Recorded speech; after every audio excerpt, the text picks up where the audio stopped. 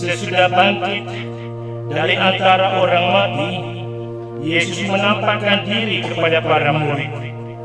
Katanya kepada mereka, ada tertulis demikian, Mesias harus menderita dan bangkit dari antara orang mati pada hari yang ketiga.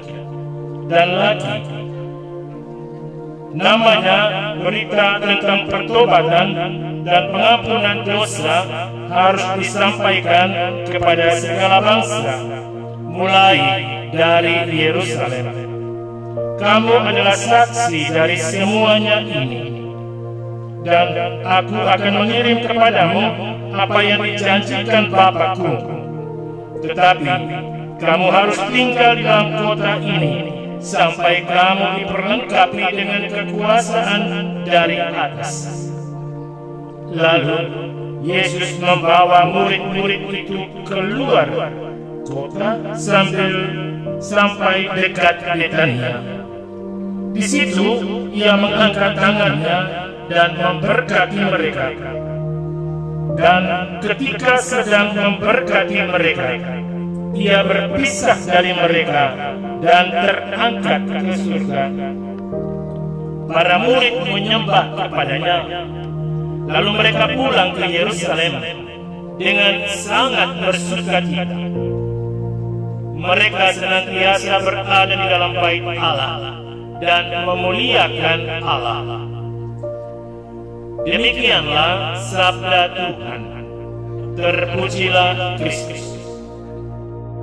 Masih bernapaskah? Agak mantoban ya? Tahun 70-an, jembatan-jembatan untuk kapal dan perahu masih terbuat dari tekira atau belahan pohon kelapa. Satu ketika, orang pasangan yang sudah bertunangan, laki-lakinya pergi merantau ke Malaysia, dan keluarga antar termasuk sang tunangan. Ketika kapal mulai lepas tali dan para penumpang sambil dada dengan keluarga, inakat tunangan itu tani yang sampai ditetik. Karena begitu banyak orang di atas jembatan dan inakan yang mulai tadi menangis tengah mati, terkira salah satu patah dan di dalam laut. Tunangannya yang sudah agak jauh dari jembatan melihat tunangannya yang jatuh, dia lompat dari perahu dan datang menyelamatkan inakan. Nati tekena jadi Allah.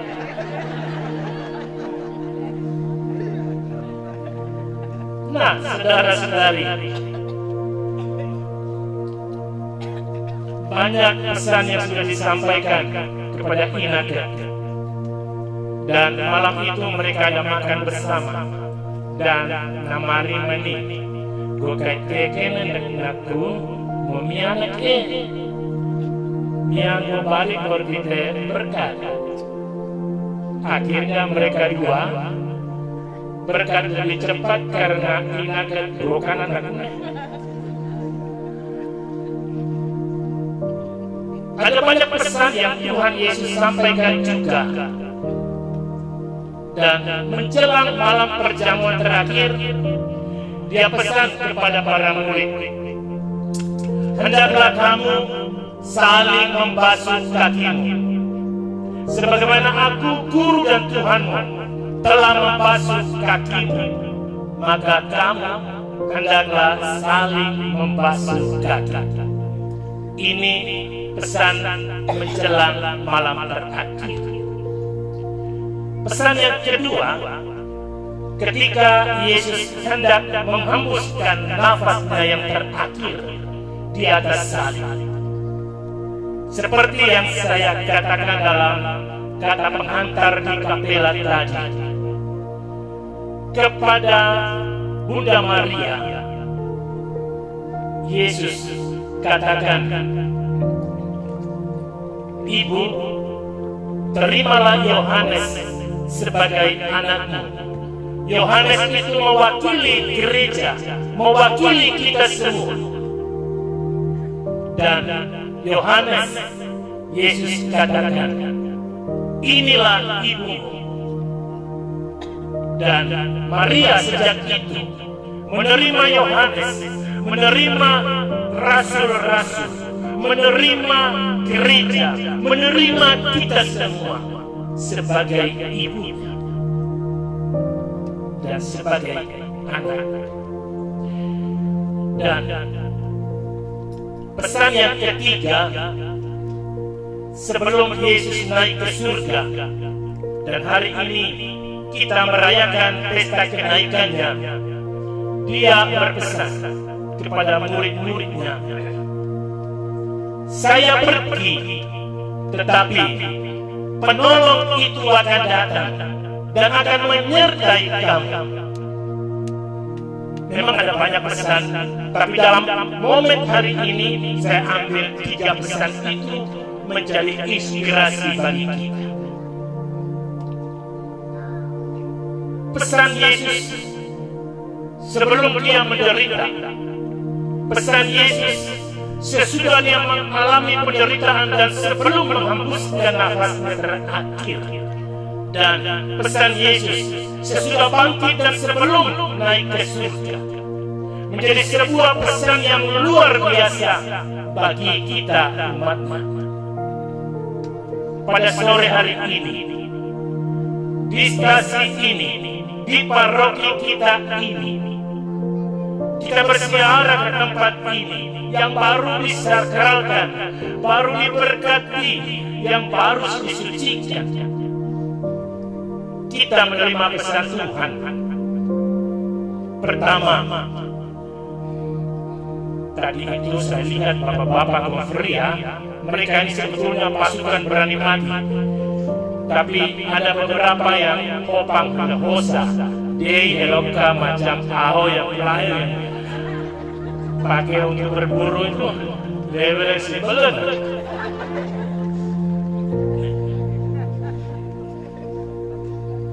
Ina Santa Ana saya lihat cukup bertahan. Aku hai juga setengah mati. Kita semua di tempat suci ini yang barusan diberkati ini untuk belajar dan mengerti apa artinya sebuah siara. Siara berarti berjalan bersama. Siara berarti berjalan menuju sebuah tujuan bersama. Dan hidup kita di dunia ini adalah sebuah persiaran. Amin. Dan kalau kita dari logo kita, dari stasi kita masing-masing, di sini menjadi tempat tujuan persiaran kita. Di sini adalah oase, di mana tempat kita menimba kekuatan. Tetapi siara kita tidak berhenti di bukit berbatu ini.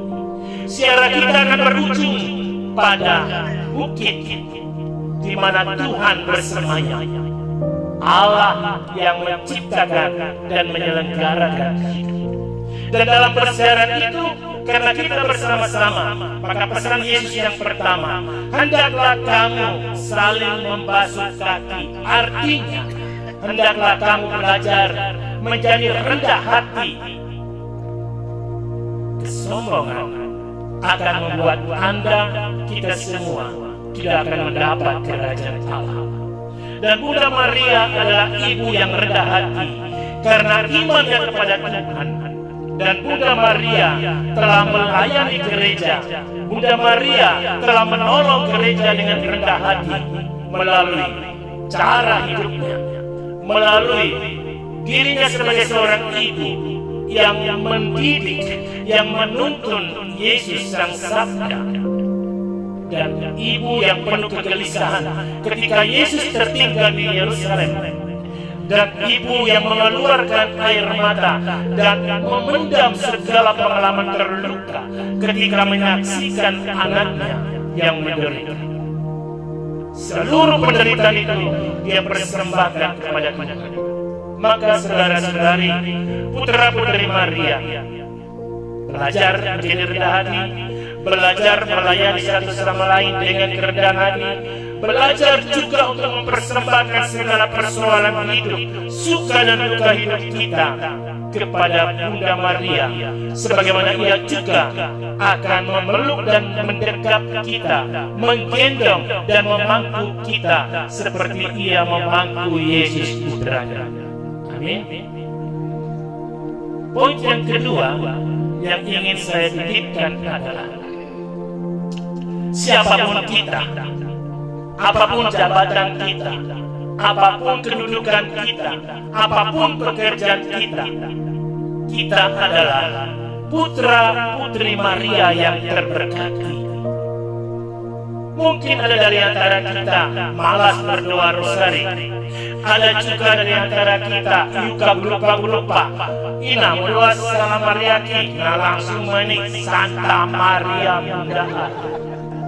Mosi saja. Tapi apapun itu, Bunda Maria tetap memandang kita sebagai anak-anak kesayangannya. Anak-anak yang nakal, kaum remaja yang nakal, orang muda yang kurang aktif dalam hidup doa, orang muda yang aktif dalam hidup menggereja dan bermasyarakat, orang muda yang malas-malas, suami istri yang selalu bertengkar dari pagi sampai dengan pagi berikutnya, lupa tidur. Bunda Maria sayang kamu semua. Bapak-bapak yang buka kitab suci setiap kali ada kematian, kitab suci itu apa? Main kartu, judi, mabuk, mulut kotor. Bukan berarti tidak disikat. Yang dimaksudkan adalah bahwa akan melakura, kiri nanti melalui kurang.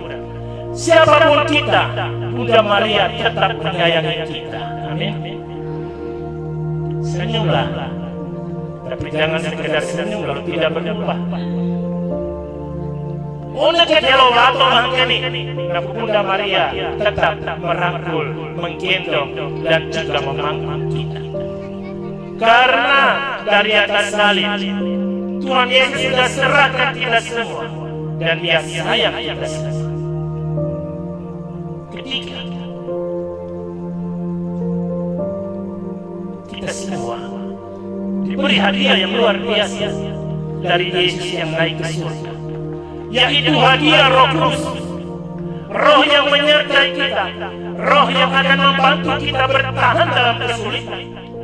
Salah satu pesan dari Yesus dia omong begini dalam pesan perpisahan: jika kamu dianiaya, jika kamu difitnah, jika kamu ditolak, jika kamu direndahkan, bahkan dibunuh, jangan lupa, saya sudah mengalami semua itu.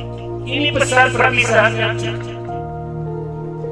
Dan Bunda Mater Dolorosa, artinya Bunda yang berduka cita, dia menerima Yesus yang telah menjadi korban penganiayaan, yang telah menjadi korban penderitaan, yang telah menjadi korban fitnahan, di mana Ia mati di kayu salib. Dan Yesus pesan, bertahanlah di dalam segala peristiwa ini, karena satu, kamu tidak sendirian, karena Roh Kudus akan menyertai kamu. Roh Kudus akan membuat kamu menjadi militan. Kedua, seorang ibu yang akan setia mendoakan kamu ketika dalam situasi yang paling sulit. Ibu tidak pernah meninggalkan kita. Amin.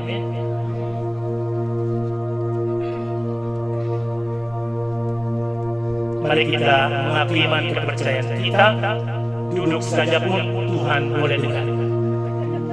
Aku percaya karena Allah Bapa yang Maha Kuasa, pencipta langit dan bumi, dan akan Yesus Kristus putranya yang tunggal Tuhan kita, yang dikandung dari Roh Kudus, dilahirkan oleh perawan Maria, yang menderita sengsara dalam pemerintahan Pontius Pilatus, disalibkan, wafat dan dimakamkan, yang turun ke tempat penantian pada hari ketiga, bangkit dari antara orang mati, yang naik ke surga, duduk di sebelah kanan Allah Bapa yang Maha Kuasa. Dari situ Ia akan datang mengadili orang hidup dan mati. Aku percaya dengan Roh Kudus, Gereja Katolik yang kudus, persekutuan para kudus, pengampunan